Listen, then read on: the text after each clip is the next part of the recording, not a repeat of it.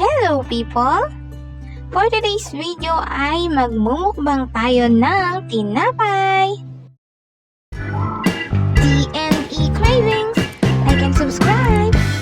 Welcome and welcome back to our channel. At ayan nga, nandito nga tayo sa Arby's Bake Shop sa bayan ng Carmen, mga ka-cravings, kasi naisipan namin ni Joang mag-tinapay mukbang. So ayan, mamimili tayo ng tinapay na syempre yung mura lang. Pasok sa budget na, lagi nga tayo nagbabudget mga ka-cravings. So ayan, magtitingin tayo. Syempre hindi natin kukunin yung mga yung madalas na nating natitikman. So ang pipiliin namin yung mga hindi pa namin masyadong kabisado ang lasa, ganun. Tapos ayan, eto nga napili namin yung malaking tinapay na yan kasi iba yung itsura niya ngayon ko lang nakita dyan sa bakery. Tapos ayun, itong mamon, common naman na yung mamon, pero trip lang namin Jowa. Gusto daw ni Jowa ng mamon, so bibili natin ng dalawang mamon. Tapos, ayan, yung pianono na yan. Sabi ko Spanish roll, pero yun ang tawag dyan ay pianono. Doon sa amin, mga cravings. Tapos meron ditong banana cakes na may leche flan, iyan, pero hindi yan pwede kay Jowa, kaya wag na yan. At ayan, meron din silang mga papaya, yung parang monay na haba. At nakabili na nga kami at pagtawid doon ay na si Julie. Tumawid lang kami ng kalsada dahil katapat din ni Julie si RB. Ganun, tapatan lang mga cravings. Tapos ayan, marami ditong pamimilian kay Julie. Dahil marami siyang tinapay mga cravings. Nasipag siguro ng baker nito, ang daming tinapay na tinda. So ayan, meron ditong yoyo. Yung yoyo na yan ay masyadong matamis. Kaya hindi namin yan bibilin. Tapos ayun, yung torta, common na yung torta na yon. Etong Graciosa loaf, malaki siya, tapos 28 pesos lang. Masarap yan mga cravings, sa tikman na namin ni Jowa yan. Para siyang ensaymada mahaba. Tapos, ayan, meron din diyang ube, pero yan 75. Hindi yan masok sa budget mga cravings. Dapat marami tayong mabiling iba-ibang klase para marami tayong matikman.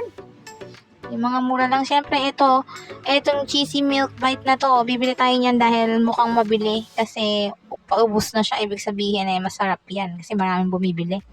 Tapos, ayan, yun yung mga pare-pares lang siya ng dough, mga cravings. Iba-iba lang yung form. Itong granada na yan, saka yung papaya, parang parehas lang din ng dough. Inibahan lang yung pag-form. Tapos, ayan na nga ito din. Meron din ditong mga meron ding mga cakes.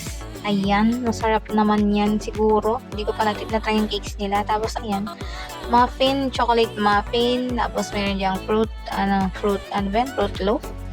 Tapos, ayun yung parang pulburon pala ang tawag doon. Meron din nun kay Arby's kanina, yung malaking binili natin. Yung kay Julie, maliliit naman yung version niya. Tapos, ayan, crinkles, meron din. Hopia packet, ube packet. Hindi ko yun na-try.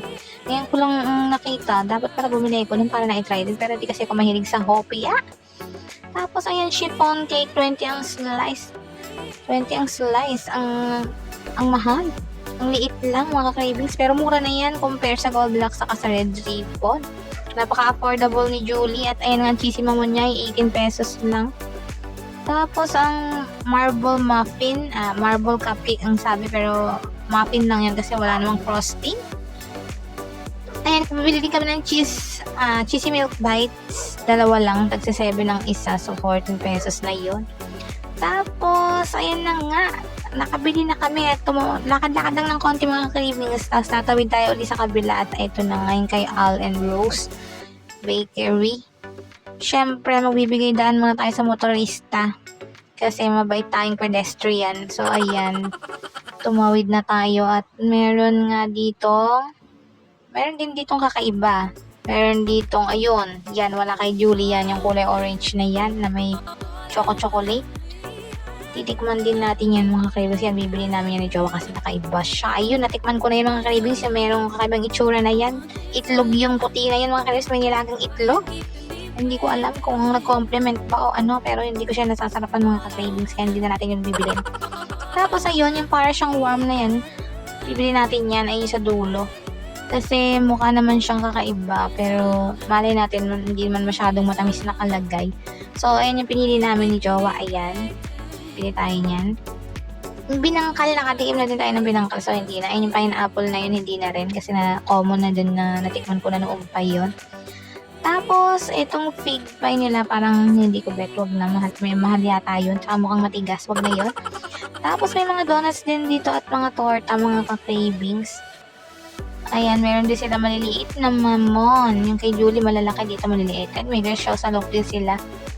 Ayan na nga yung pinili namin mga cravings. Isang ganon, 12 yun. 12 pesos ang isang ganyan mga ka-cravings. So, isa lang. Tapos yung kulay orange kanina, yun lang. At biniyar na nga natin yan. At mag-gore na tayo sa ating next bakery. So, andito na nga tayo malapit sa Carmen National High School. Ito ang Natex Bake Shop.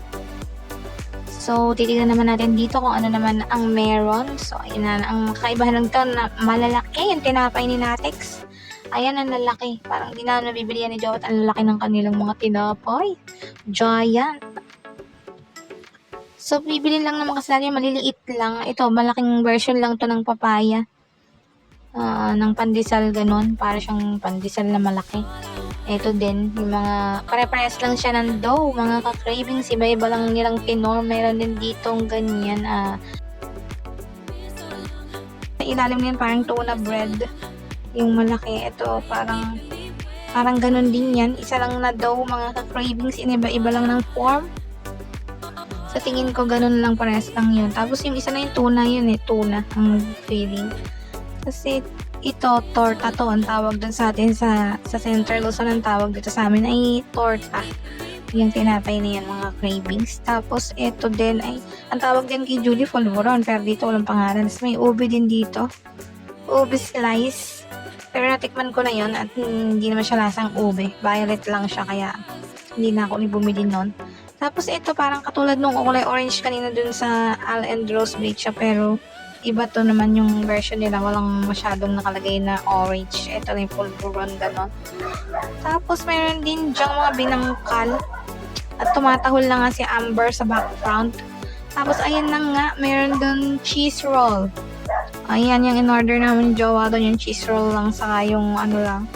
Ano ba isang binili namin doon? Mamaya makita nyo na lang sa bahay mga ka-cravings. So, ayan nga, yan yung Carmen National High School sa left side. Didiretso pa tayo doon mga cravings at ito na nga ang bus stop. Itong bus stop na ito ito yung bus stop nga siya, ganon. Ito yung paradahan ng mga bus, ng mga series bus galing ng Northern Cebu. So, ayan, meron yung sunflower. Oh my gosh, ang ingay na ng aso, wait lang. At yun na nga, diretso lakad na mga ka-cravings. Magpasensyahan nyo ng uga-uga ng camera. Hindi pa stabilize ang ating video. So, ayan, dito naman sa bus stop bakery, meron namang kakaiba yung kondra-kondra doon na yun. Tapos, parehas lang, na iba lang, meron silang cinnamon roll. At, ayun lang yung naiiba, mga cravings yung cinnamon roll na yan. Pero dahil di naman ako mahilig sa cinnamon, nagbe-bake din ako ng ganyan mga ka-cravings dati. Pero, hindi ko trip ang lasa ng cinnamon, kaya wag yon. At nagtingin-tingin pa nga tayo, meron din silang papaya dyan. Ayan yung may hati na yung papaya bread. Iba-iba lang talaga yung form nila. Pero I think pare-parehas lang din ang dough. Ayan, may torta din dito. So, ensaymada, ganun. Pare-parehas lang. Tapos mayroon silang mga, anong tawag dito? Nakalimutan ko na itawag sa tinapay na yan. Pangpasalubong kasi dito yung mga tinda, mga ka-cravings. At ayan, ito na nga lang ang pinili namin ni Jowa, yung di namin alam yan, quadrado na yan, na parang puto seco pero tinapay. So ayun na nga, namamahinga pala si Jowa sa malaking sunflower. At tayo uuwi na ng mamukbang na to. Meron din dito yung coffee shop kung gusto nyo magkape. Ito ay bus stop to ng mga bus na galing ng Northern Cebu. Kapag nagsakay kayo ng bus, humihinto sila dito.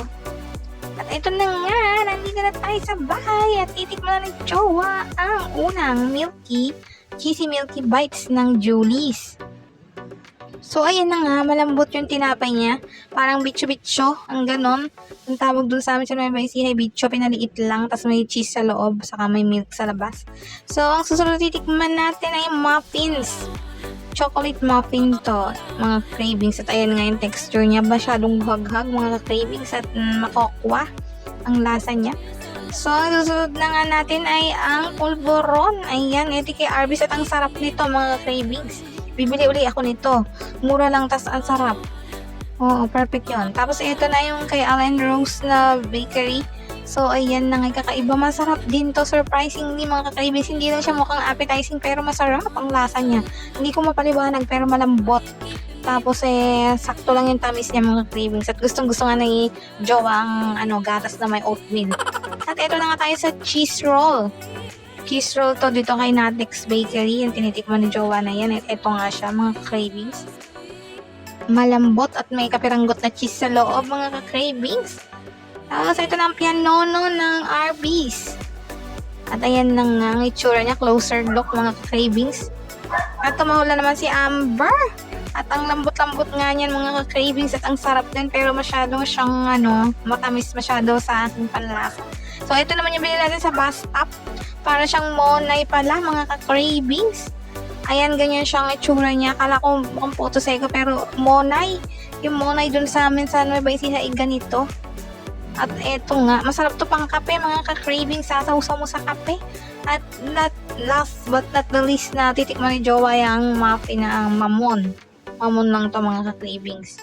Ayan kay Julie's. Ay hindi, kay Arby's yun na binili. Okay lang, lasang mamon. Tapos ito na nga yung kay Al and Rose, yung kakaiba kako yung parang warm yung niya itsura. Pero yung lasa niya mga cravings parang rasyo sa loop lang din ng Julie's. At yan na nga pinagbigyan natin si Jowa dahil pangarap talaga niyang magmukbang. At hanggang dito na nga, nang maraming salamat sa panonood. Hanggang sa susunod. Like and subscribe!